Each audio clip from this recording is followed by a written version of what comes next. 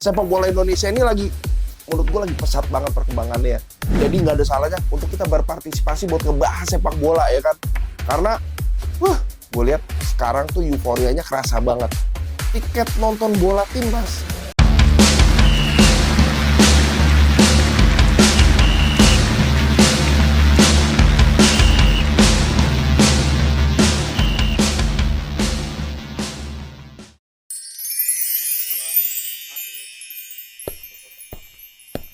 Aduh, mantap banget ini kita nih ya. Ada di studio yang katanya kita mau bahas bola, tapi bentuk studionya kayak studio horor. Nggak jelas, nggak ada bola-bolanya. Tapi bagaimanapun, kita kali ini ketemu dalam program kita yang baru. Yaitu program yang sangat luar biasa yang dinanti-nanti oleh para pecinta sepak bola Indonesia. Yaitu acara, apalagi kalau bukan Sundul Bola, susunan dan analisis sepak bola.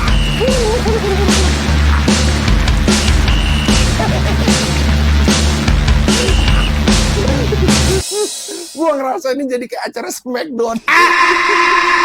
Gua kadang gini malu nontonin anak gua di rumah sama bini. Ya Allah, ya Allah, ya Allah. Aduh, tapi bagaimanapun gue senang banget nih kita syuting beneran bisa hadir lagi dengan program yang menurut gue sedang marak dibicarakan oleh orang-orang, ya kan? Sepak bola Indonesia ini lagi, menurut gue lagi pesat banget perkembangannya. Jadi nggak ada salahnya untuk kita berpartisipasi buat ngebahas sepak bola, ya kan? Karena, gue lihat sekarang tuh euforianya kerasa banget. Tiket nonton bola timnas sama kayak tiket nonton Dewa 19, lu tau nggak? Jadi emang sekarang tuh nonton bola tuh udah jadi bagian kayak hiburan yang luar biasa dan dinanti-nanti orang, kayak gitu. Nah, terutama kita tahu kan timnas Indonesia kita nanti tanggal 15 November mau lawan Jepang. Ini kesempatan kita buat balas mereka setelah kita dijajah dulu lebih parah daripada yang mereka akan rasakan nanti. Jadi ini pembalasan menurut gue ya. Apalagi ya gue lihat emang timnas sekarang tuh pemainnya udah sangat luar biasa lah ya. Jadi banyak pemain diaspora, banyak pemain naturalisasinya yang sudah bermain di level Eropa. Dan gua rasa ini menjadi satu kesempatan yang menarik buat kita unjuk gigi gitu. Unjuk gigi, ya kalau emang unjuk gigi nggak ada, ya unjuk sela lah gitu. Karena kan gigi juga kadang siapa tahu dia konser lain gitu. Tapi intinya ini akan menjadi ajang kita untuk unjuk gigi ke dunia internasional, khususnya sepak bola Indonesia. Kalau kita udah bisa berbicara banyak gitu ya. Ya gue tahu emang ntar pertandingan lawan Jepang itu nggak gampang gitu. Karena kenapa? Yang gue khawatirkan adalah kalau Jepang masih nurunin pemain sepak bolanya masih aman. Khawatirnya Jepang turun bareng Yakuzanya. Lu ngeri nggak tuh? Jangan udah tatoan pakai jas, bawa tembakan. Ngeri beneran. Makanya jangan sampai itu kejadian. Tapi gue masih berharap kalau emang timnas kita bisa ngasih poin yang maksimal. Karena menurut beberapa catatan nih lumayan nih. Tadi gue lihat handphone ya, karena gue juga nggak apal-apal banget, tapi gue sempet cari-cari tahu nih. Kalau berdasarkan artikel yang dikirimin sama Sidik, temen gue, jadi ini kesempatan kita kalau kemenangan atas Jepang bisa menambah 22,07 poin. Jadi itu kita bisa naik pesat gitu kan di peringkat FIFA dan bisa naikin posisi kita sampai 5 peringkat. Jadi lumayan tuh dari sekarang bisa naik 5 peringkat ke depannya. Nah, kalau kita seri, kita akan tetap dapat tambahan poin 9,57. Kalau kalah, kita cuman akan kehilangan 2,93 poin. Tapi bukan berarti karena kehilangan kecil, kita kalah aja. Enggak dong. Kita nggak akan nyerah begitu aja. Apalagi, susunan pemain timnas kita, berdasarkan prediksi itu, ya bisa full tim lah gitu. Di belakang, kita tahu ada Martin Paes kan. Martin Paes itu kiper Dallas yang kemarin juga baru dapat penghargaan nominasi Saves of the Year di Liga MLS Amerika. Ya memang netizen Indonesia juga turut andil tuh ya untuk support suaranya. Tapi bagaimanapun emang permainannya bagus gitu kan. Jadi layak lah untuk dapet itu. Terus juga di tengah, ini kalau menurut gue sih Sintayong akan coba nurunin Mads Hilgers. Pasti itu udah pasti akan main. JIZ juga oke banget ya, karena kemarin lawan Inter juga mainnya gila banget ya. Dapat poin ratingnya bagus sama kipernya, jadi oke banget. Terus di tengah, nah ini gue sebenarnya masih antara Rizky Ridho Roma atau ya sama soneta-sonetanya. Jadi kan banyak gitu kan. Tapi gue nggak tahu nih. Mungkin Rizky Ridho atau Jordi Amat. Ya cuman ya gue sih berharap Jordi Amat bisa bareng Jordi Onsu gitu kan. Jadi juga seru juga nih gitu. Gimana? Kayaknya ya Jordi Amat, tapi nggak ada salahnya juga untuk kasih Rizky Ridho karena mainnya bagus. Jadi 3 di belakang ini sebenarnya kita kalau untuk back udah keren banget. Apalagi kita ada kedatangan Kevin Dix gitu kan ya. Gue nggak tahu nih Kevin Dix apa udah bisa main atau belum. Mungkin kalau belum bisa main, untuk nextnya dia udah bisa ya. Kita berharap lah ya prosesnya seperti itu. Terus kalau di tengah, atau kita bahas di kanan dulu lah. Ada Sandy Walsh atau siapa? Sandy Walsh. Justin Hubner juga oke lah. Selama itu nggak Justin Timberlake gitu kan. Karena nggak mungkin juga. Takutnya bawa bola, dia malah bawa masyarakat gitu kan. Karena pengen nonton dia konser. Itu repot gitu. Tapi siapa? Tadi Sandy Walsh juga oke. Ya minimal kalau nggak Walsh ya Campina lah gitu kan. Karena kan juga seger juga gitu kalau jilat-jilat. Nah, di kiri Calvin Verdong. Kenapa? Karena emang dia di Megen itu di Belanda main bola juga bagus banget ya Calvin Verdong ya. Selama nggak Fadly Bodong. Karena Fadly Bodong ada temen gue pelatih tinju sih emang. Cuma kalau dia suruh kiri ngap juga kan. Karena emang basicnya bukan pemain bola gitu. Tapi Calvin Verdong oke lah. Di tengah ada menurut gue ya Tom Hai oke. Terus ada Nathan ya. Nathan Joan juga bagus lah. Mainnya klop banget gitu kan. Jadi satu kesatuan gitu. Nah, gue sih berharap kalau di depan kanan tuh Eliano udah bisa main lah ya. Full team oke lah. Terus di kiri ya gue berharap juga Rafael Struijk main dua oke, bisa semakin dewasa, bisa kasih finishing yang bagus lagi, pressing. Mana pressingnya tuh keren banget ya terakhir lawan China apa Bahrain ya yang dia golin tuh keren banget. Bahrain oke banget ya. Kita berharap dia bisa keluarin lagi magic pressingnya dia, dan di depan ada Urat Mangun ya Urat Mangun oke lah, penetrasinya, kerja kerasnya, pantang menyerahnya di lapangan tuh bisa kita contoh lah gitu ya. Jadi gue berharap nih dengan full tim ini kita bisa lawan Jepang dengan maksimal ya, walaupun kita juga tahu ya Jepang juga timnya komplit, banyak main di benua Eropa, dan main di benua Eropanya juga bukan di liga yang asal-asal, bahkan ada pemain yang main di Liga Prancis, Liga Inggris. Terus juga kualitasnya juga ya dengan bandrol harganya jauh ya Indonesia kita gitu kan dibanding mereka. Tapi sepak bola itu balik lagi, bukan 1 tambah 1 jadi 2 gitu, karena sepak bola nggak bisa diprediksi. Tapi gue berharap dengan kemampuan bertahan kita yang sudah semakin bagus, kita bisa lah menahan serangan-serangan dari Jepang gitu kan. Yang penting fokus dan disiplin gitu. Dan gue cuman khawatir kalau Indonesia ini kadang, ini menurut gue juga ya, pemain lapisnya dengan pemain intinya tuh kadang masih agak berbeda gitu. Gue nggak tahu kenapa. Yang gue berharap sih sebenarnya kalau pemain cadangannya main, ya bisa menyeimbangkan lah. Kadang selama ini yang gue lihat malah bisa jadi nggak imbang, nggak balance, malah jadi permainnya berubah gitu. Nah ini gue berharap ke depannya nih lawan Jepang, siapapun yang akan gantikan dia akan bisa menyesuaikan level pertandingannya, nggak akhirnya dia jadi jeblok dan Indonesia jadi serang terus kayak gitu kan. Karena gue berharap kita bisa maksimal di pertandingan itu. Nah terus juga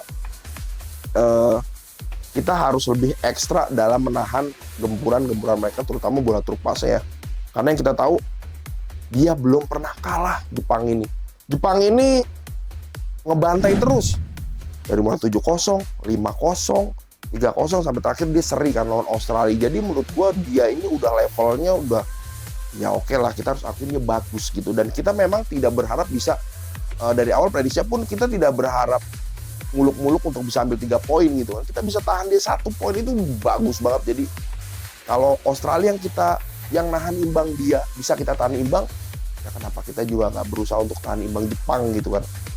Yang gue khawatir Jepang turun dengan pemain-pemain JAV-nya, itu mengganggu konsentrasi banget tuh, karena kan kita bisa nggak fokus.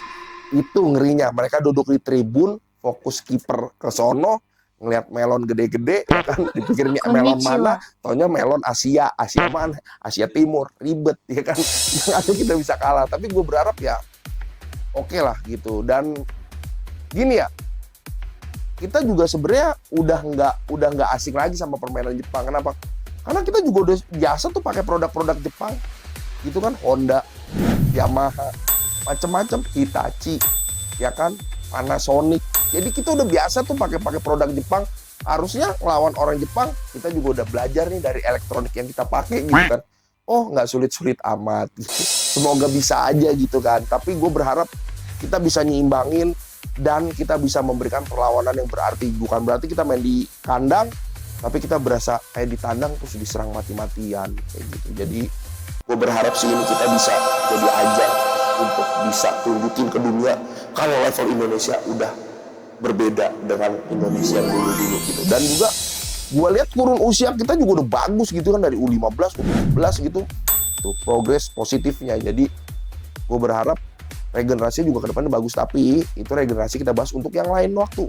Saat ini kita harus fokus sama Jepang, karena Jepang ini kita tahu di grup yang Indonesia dudukin, Jepang ada di peringkat pertama, kayaknya dia otomatis mungkin peluangnya besar untuk langsung masuk ke Piala Dunia.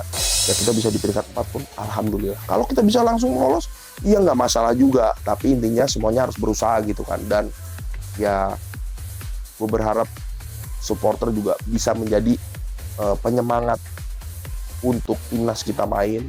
Kita bisa kasih tren positif, aura positif untuk mereka, jadi mereka berjuang banget mati-matian. Dan ya seperti pundit-pundit bola lain lah ya, yang bilang supporter kita itu luar biasa.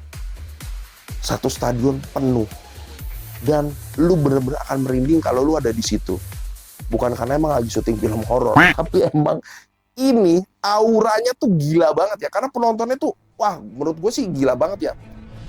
Penuh, nggak ada berhenti-berhentinya support kita. Saat 2 kali 45 menit suaranya bener-bener berkumandang, apalagi kalau pas lagu-lagu kebangsaan dinyanyiin, itu kerasa banget gitu. Jadi gue berharap kita bisa menjadi penyemangat untuk mereka, bukan yang hanya di stadion aja, yang nonton di rumah juga. Gue berharap doa kita bisa tembus ke langit untuk Indonesia menang gitu kan, karena ini bukan misi yang mudah, tapi juga ini bukan sesuatu yang mustahil gitu, karena balik lagi sepak bola bulat gitu kan ya, kalau yang kotaknya dadu monopoli doang. Jadi gue berharap kita bisa menyeimbangkan itu kayak gitulah ya.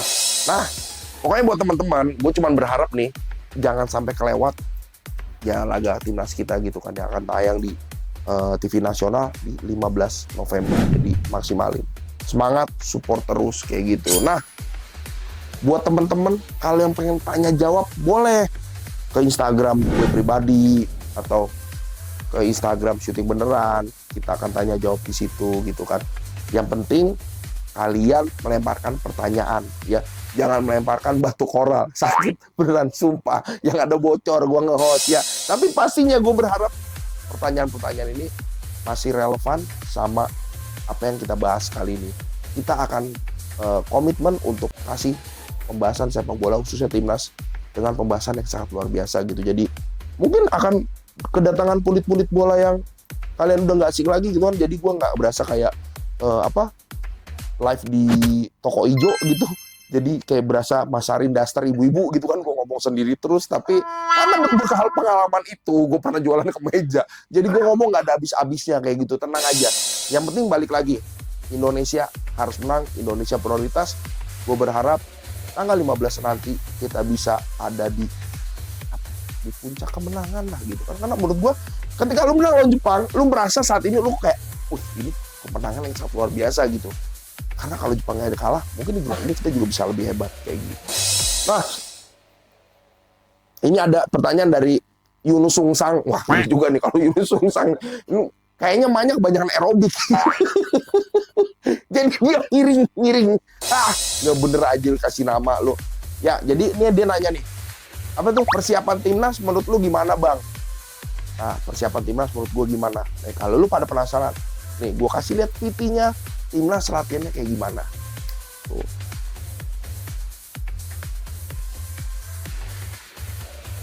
Nah, udah ngeliat dong latihannya kayak gimana. Ya latihan bola, masa latihan basket ya kan? Yang enggak aja lo. Ya latihan bola, latihannya sama. Ya kan, metodenya semua orang tahu. Cuman gue yakin yang berbeda apa? pendekatan pelatihnya, Coach Sintayong, kekeluargaan itu beda gitu kan. Kadang kekeluargaan seperti apa sih Bang? Orang cuma ngelatih doang, ya lu nggak tahu aja kalau di balik kamera. Sintayong kadang suka bawa ketupat, bagi-bagi pemainnya apa longsai, lontong sayur. Ih, kekeluargaannya dapet nih, gitu. Kadang itu pelatih-pelatih nggak bisa terapin. Ini Coach Sintayong keluar bioskop. Karena gini ya, ini bukan hanya secara skill aja lu nerapin kalau main bola, tapi secara psikologis juga dapat. Kalau pemain secara psikologis yang udah lu kuasain, pendekatan tuh lebih beda lah. Emosional lebih ada. Jadi satu sama lain saling memiliki gitu kan. Main bola juga kan total. Jadi ini yang gue liat timnas. Banyak yang bilang, kok latihan agak banyak tawanya Bang, bercandanya. Lu jangan ngira dengan mereka bercanda, mereka itu anggap remeh musuh. Enggak juga. Kadang ada beberapa pelatih yang punya metode kayak gitu. Tujuannya apa? Biar nggak terlalu stres, biar nggak terlalu terbebani, karena mengingat lawannya juga Jepang gitu kan. Kita tahu susunan pemain Jepang rata-rata main di Eropa. Bukan hal yang mudah, tapi juga balik lagi gue bilang bukan hal yang mustahil juga untuk kita ngalahin mereka. Syukur-syukur ya bisa menang. Seri pun alhamdulillah. Jangan sampai kalah yang penting. Nah, kalau udah lihat timnas latihannya kayak gitu, jadi gue harap udah terjawab nih pertanyaan lo. Timnas latihan pasti dengan maksimal dan persiapannya juga sudah luar biasa. Apalagi Pak Erick Thohir juga nyiapin pemain-pemain yang bukan pemain-pemain abal-abal kayak gitu. Ada pertanyaan lagi nih, Derajat Magnus. Gak jelas lagi aja si Ajat. Harga tiket menurut Bang Rey mahal apa enggak sih? Gini ya, menurut gue ya, harga tiket mahal apa enggak? Ini relatif. Karena gini, kita tuh kadang rela membayar mahal untuk sesuatu yang efektif buat kita, worth it buat kita. Nah, kadang dulu dengan harga yang sekarang, misalkan nih, ada premium waist atau isnya 1,4 juta. Kalau mungkin orang-orang nonton timnas yang sebelum-sebelum ini gitu ya, menurut mereka akan kemahalan harga sih, karena ada sisi tidak efektifnya gitu. Tapi kalau ngeliat yang sekarang, gue bukan berarti yang dulu bilang jelek, enggak. Tapi prestasi nggak bisa dibohongin, apalagi dengan pemain-pemain pengalaman yang luar biasa kita datangin gitu. Banyak yang bilang, oh worth it Bang, dengan permainan yang ditunjukkan, dengan prestasi yang ada, dan dengan harapan yang akan kita bawa nanti ke depannya gitu, masuk Piala Dunia. Jadi efektif gitu. Makanya tuh, ada Garuda West East gitu, 1 juta. Terus paling murahnya, di upper Garuda tuh ada di 240.000, ada yang 480.000, jadi 240.000. Mungkin untuk sebagian orang 240.000 mahal gitu. Gua sangat setuju. Balik lagi, lihat kemampuan orangnya. Ada yang memang nggak mampu yang buat itu mahal, tapi kalau ada yang bener-bener, ya menurut saya sih efektif, karena mungkin dia juga uangnya ada dan harapannya juga besar untuk Indonesia. Apalagi sportnya juga luar biasa juga kan. Jadi ini balik ke sudut pandangnya aja. Ini kayak dua persepsi aja yang harus kita padu-padankan. Tapi menurut gue dengan timnas sekarang ini worth it dan efektif gitu. Toh juga uangnya untuk PSSI-nya lagi, untuk pembinaan usia mudanya lagi, untuk pengembangan timnasnya lagi agar bisa lebih besar lagi, agar bisa lebih bagus. Jadi dari sudut pandang gue ini worth it dan efektif. Mau gemes ya. Mau masih aja main IG. Bang Rey, ini pertemuan kali keberapa ya Indonesia ketemu Jepang? Indonesia ketemu Jepang, udah sering sih kita pertukaran pelajar ya, udah nggak kehitung gitu kan. Beneran serius. Jadi kalau tanya ketemu Jepangnya udah banyak, tapi kalau timnasnya ini ada beberapa kali nih. Ini berdasarkan catatan record nih ada udah ke 16 kali gitu. Mulai dari tahun berapa Bang itu paling atas Bang? Coba Bang. Nah, itu dari tahun 54 tuh ya kan. Tahun 54 kita udah ketemu gitu kan, sampai terakhir di 2024 ya kemarin ya. Ya benar, 24 Januari gitu, yang Jepang menang 3-1 lawan Indonesia. Jadi sudah ada 16 kali pertemuan. Terus duel sebanyak 16 kali, dan total pertemuan itu skuad Garuda pernah menang 5 kali, 2 kali imbang, dan sudah 9 kali kalah. Jadi menurutku dengan 5 kali menang, kenapa nggak kita coba untuk mengulang yang ke-6 kalinya gitu kan. Jadi udah banyak, berbekal pengalaman dari 16, sepertinya kita bisa mengimbanginya. Pertanyaan cukup, bener yang nggak cukup apa? Pempek nggak ada, soalnya beda program. Kayak gitu ya guys. Terus juga nih, gue kemarin juga nonton dari Coach Justin nih, dia mengunjungin stadion GBK yang bakal pertandingan. Dia ngidak rumputnya, dan dia bikin video khusus untuk Tom Hai. Gue nonton di YouTube channelnya. Lapangan sudah bagus, sudah siap dipakai, sudah siap tempur, ketinggiannya cukup, dan juga kelembapannya oke. Jadi nggak ada alasan lagi untuk lapangan dipermasalahkan. Jadi teman-teman, sekarang kita tinggal fokus agar teman-teman bisa saling doain supaya timnas bisa menang. Jadi rumput oke, terus juga persiapan oke, jadi kita oke banget lah gitu. Gue berharap kita bisa kasih yang terbaik. Nah, pertanyaan udah cukup, gue juga sepertinya udah banyak ngomong, dan gue berharap nanti kita juga akan ketemu lagi pas ulasan review hasil pertandingan Indonesia lawan Jepang. Jadi gue berharap teman-teman juga pasti ini pantengin channel ini, karena kita akan bahas semuanya tentang timnas di sini. Jadi sekali lagi terima kasih, gue beserta tim pamit, dan jangan lupa selalu nonton Sundul Bola, yaitu susunan dan ulasan sepak bola khususnya timnas Indonesia. Wah, Sundul Bola luar biasa.